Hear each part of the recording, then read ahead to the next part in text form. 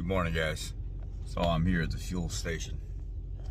Right here, there's a bunch of windshield washer. You got purple and you got blue. And he's trying to look at which one he wants. And I told him, I said, well, that purple stuff right there is like down to negative 30 degrees. And the blue stuff is only like negative 20. And he was like, so what's better? I'm used to buying the blue stuff. And I said, well, the purple stuff, it covers at a lower rate. And lately, we've been dropping down to some pretty low temperatures. And hopefully we don't get one of those little Arctic freezes like we've had in the past, where it kind of comes through here and it'll get down to negative 30, negative 35.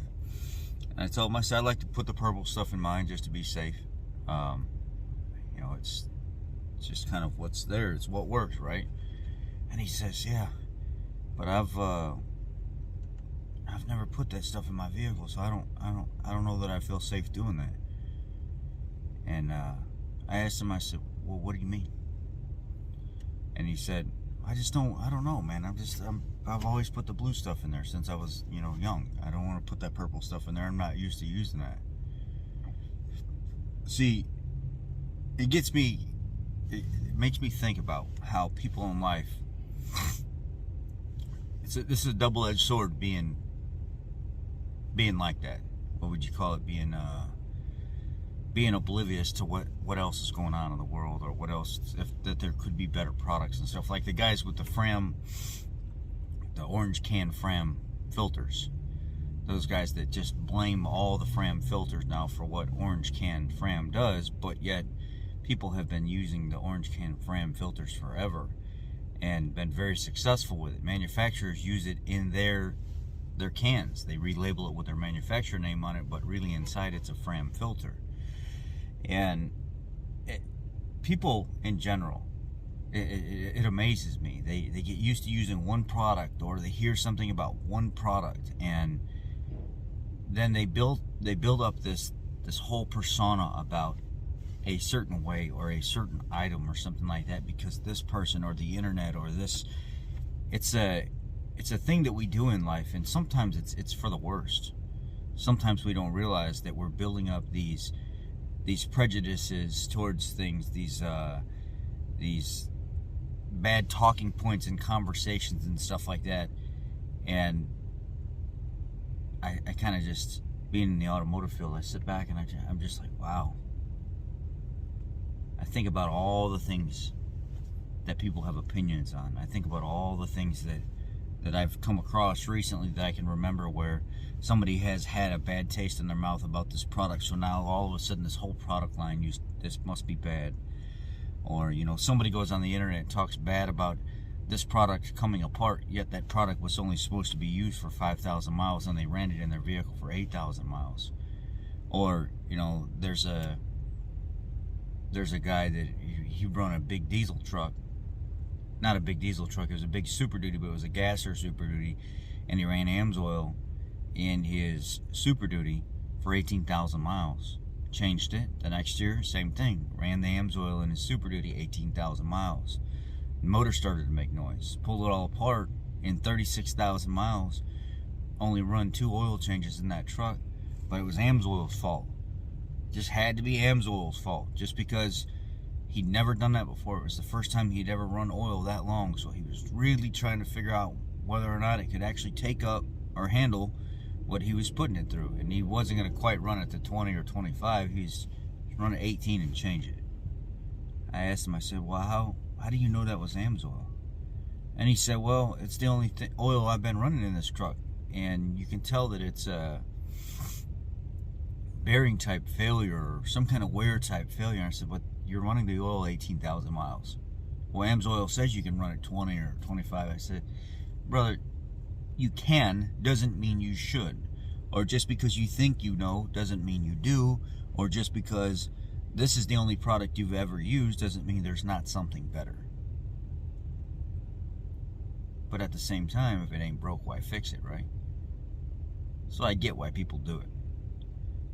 It's just kind of a fucked up world we live in, because even all these people passing by on the internet, and they're like, oh, you're using Marvel Mystery Oil, and that's the same thing as transmission fluid, and why don't you just dump a quart of transmission fluid in your oil before you change it, and that right there alone is going to flush out your motor. No, it's not. No, it's not. They're not even the same product. They might be close to the same chemical makeup, but they're not. They're not the same. I've tried that before. I've tried dumping a quart of transmission fluid in my oil right before it changed. It did nothing. Barely flushed out anything. It's made to be left in the vehicle long term and flush it out. And then, you know, that Nissan, that sludged up motor we had where it was like jelly and everything inside. People wanted us to try all this different stuff. So what did I do? I went out and got quarts, multiple quarts of motor flush, which is kerosene and diesel, and dumped down in that motor. Didn't do anything. Another wives' tale. Then what did I do? I had that gallon of ATF. Dumped that gallon of ATF down there and run that thing for 30 minutes with that ATF, and they're topped off with oil. Didn't do nothing. Barely changed the color of the fluid. Then you dump something like Seafoam or MMO in there. Okay, now we're starting to see a little bit of cleaning going on here. So if they were the same, and they both did the same thing, why did people that are actually trying real life results not see the change? Because a lot of it's bullshit.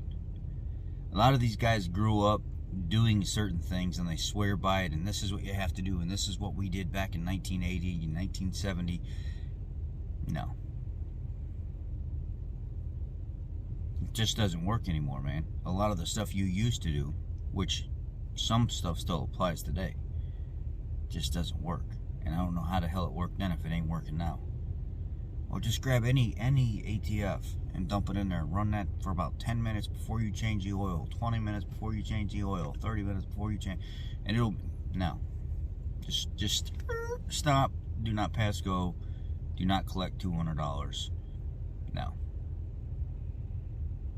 Complacency, people set in their ways, people that they want to be in a box. They try to fit themselves in a box, and they only want to fit in that box, and they don't want to go outside of it. So everybody else is wrong. Little internet cults and stuff like that, bullshit stuff, man. You know, I could talk about a product in my honest review, and then all of a sudden, fucking people pop up on the internet and say, "Oh, good luck, BitGog's gonna be here." I'm like, what the fuck are you talking about?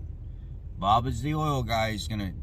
Those guys are gonna be here, and they're gonna be all over you, and they're gonna jump all over you, and they're gonna attack you, and they're gonna harass you because you have a different opinion. The fuck is this, some kind of cult shit now? Is this some kind of leader of a ring that says, "Hey, sick 'em, boys," and then all of a sudden they show up like SJWs and just attack? It's fucking oil. And you're getting a review from somebody in the field that has to deal with this shit every single day. That's some sorry shit, man. To have to worry, look over your shoulder every time you say something because you're going to piss off a group of people? Because you show something different than the results that they got or something? And I'm not saying that happened, but I'm not saying that anybody came here and attacked me. But what I'm saying is that shit is sorry, man. To build a platform of followers to where, because somebody says something bad about a review that they did, and it doesn't coincide with a review that somebody else did. Holy fuck, man, that is some sorry shit. That's something that I wouldn't personally want to be a part of. Where a person can't live freely enough without being warned that somebody from a internet group is going to come here and attack you because you think differently of them? Does that not sound like anything else going on in life? Does that not sound like two different political parties right now fighting with each other, and if you have opposing views, you're the worst person in the world, you're the devil? It's exactly what goes on with this internet, you know, review stuff, oils and filters and everything else. It's like, I don't care. Let them do what they got to do. But that's some pretty sorry shit to have to be warned every time you have a difference of opinion that may not be the same. Well, I was going to do a review on a product, and somebody said, "Oh, you better watch out. Bob is the oil guy group, man. You say anything positive about that synthetic Lucas, oil stabilizer. They're going to be here to get all over you because they hate that stuff in that group or whatever, you know? Something to that extent.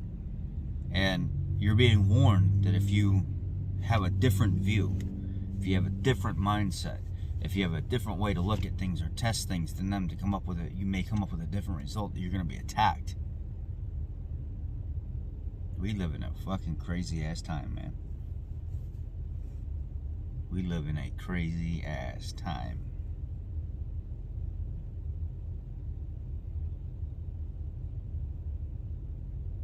I don't know. I just wanted to wrap my thoughts up for the last couple weeks and everything that I'm seeing going on the internet. Alright, I'm done. I'm going to work. It's had a lot on my mind. I wanted to get it off. Y'all be blessed. Take care. Love y'all. Thank you guys for 40,000. I really appreciate it. It's been amazing. Just thank you. I can't say thank you enough. You guys are the reason why I'm here. I appreciate you. Be blessed.